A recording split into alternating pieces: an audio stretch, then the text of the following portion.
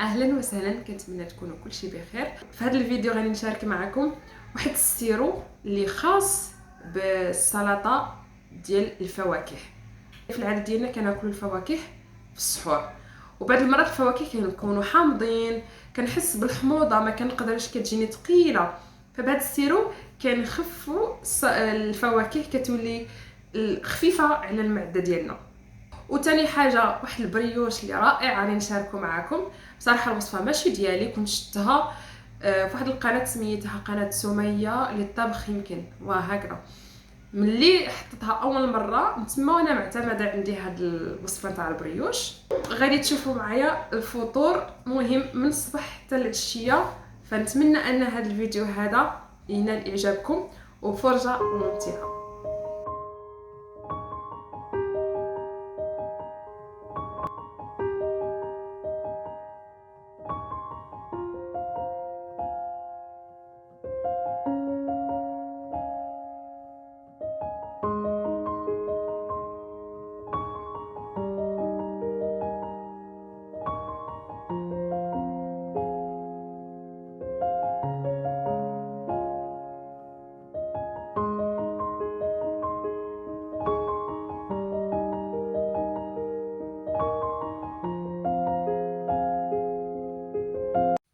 وهما كيفطروا قلت نستغل الفرصه، قلت نشرم الكفته ونديرها في الثلاجه.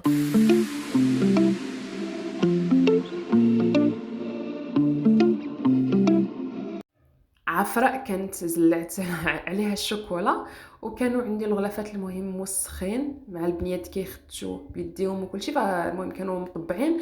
فقلت نستغل الفرصه، الشمس كاينه، حشيتهم في الماشينه يتصبنوا ورجعت نحضر في البريوش. خليته كيتخلط. بالنسبه للسيرو 500 غرام ديال السكر البني، المهم قصب السكر، مع يوترو وشي حاجه، المهم يوترو 100 ملل وشي حاجه، المهم ديال الماء. هي الوصفه الاصليه كنديروا قد السكر قد الماء، بصح انا كنديرو خفيف، وبصراحه ما كنحسش بالفرق، كيجي حلو.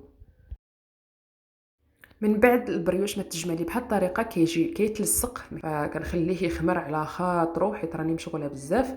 من بعد نرجع له.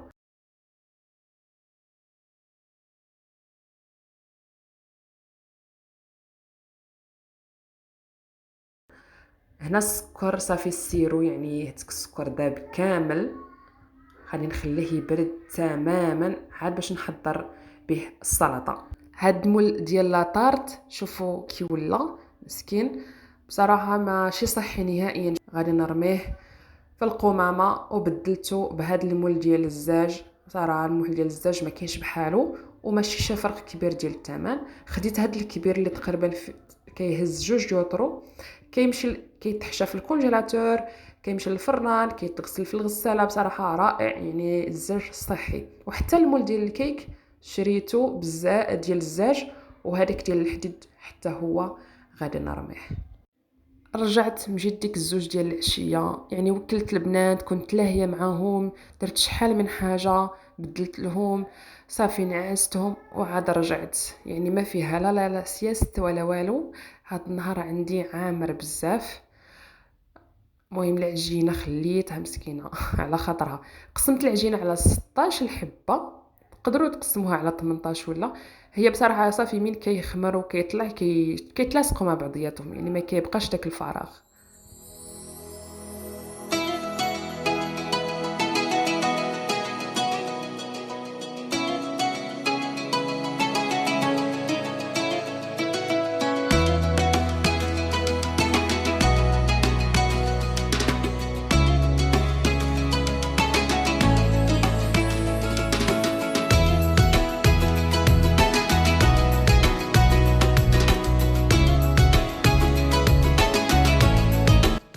وعمرتها بالشوكولا ديال الدهن. بالنسبه للتزيين انا ما كنخليهاش حتى تخمر، عاد كنزينها صافي. كي نصاوبها كنكمل هذيك الكرات، كندهن، كنشد اصفر بيضه مع ملعقه صغيره ديال الفانيلا وقطره ديال الحليب.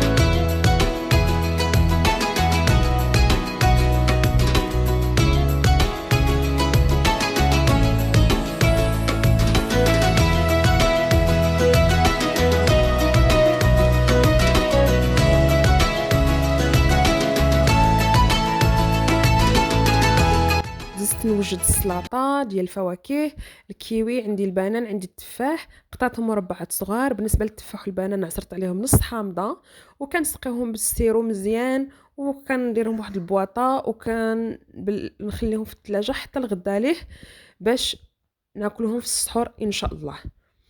السيرو راني خليته طبيعي فيه الماء والسكر فقط، ما بغيتش نعصر عليه الليم حيت خفت لا يخسر لي، وانا باغي نحتفظ به مده طويله، يعني المده اللي نستعملو حتى يكمل عاد نولي نوجد سيرو اخر. والمده ديال السلطه اللي تبقى في الفريغو تقريبا 48 ساعه، يعني حنايا خداتنا يومين، يعني جوج سحورات زائد يعني الكوتي ديال البنات.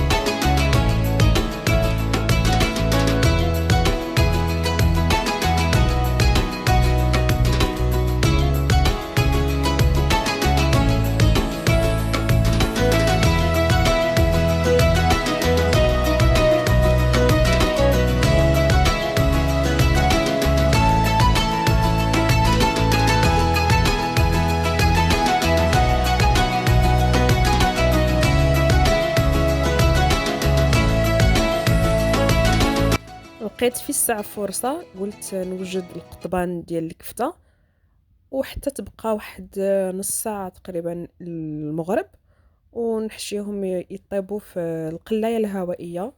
كنت غادي بصراحة نشويهم في ديك الشوية ديال الضوء، الساعة صافي خسرت ما بغاش تشعل، صافي قلبتها القلاية الهوائية.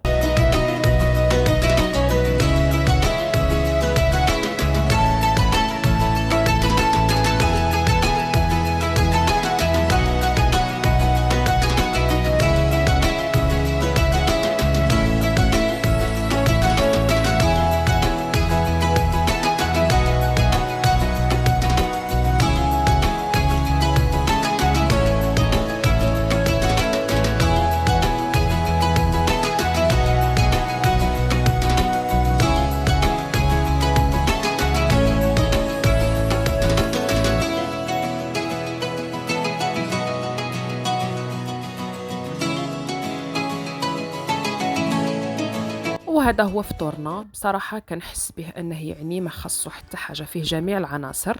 عندي السلطة مطيشة مع لافوكا، عندي الحساء سوبا خضرة درتها بالسبانخ والجزر وشي خضر اخرين.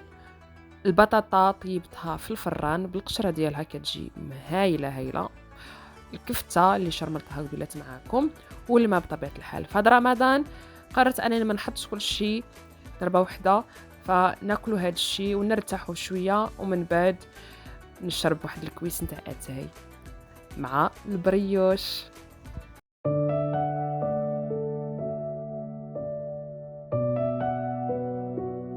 كنشكر اي واحد بقى معايا حتى لهاد الدقيقه هذه من اعماق القلب. نتلاقاو في الفيديو القادم بحول الله. السلام عليكم.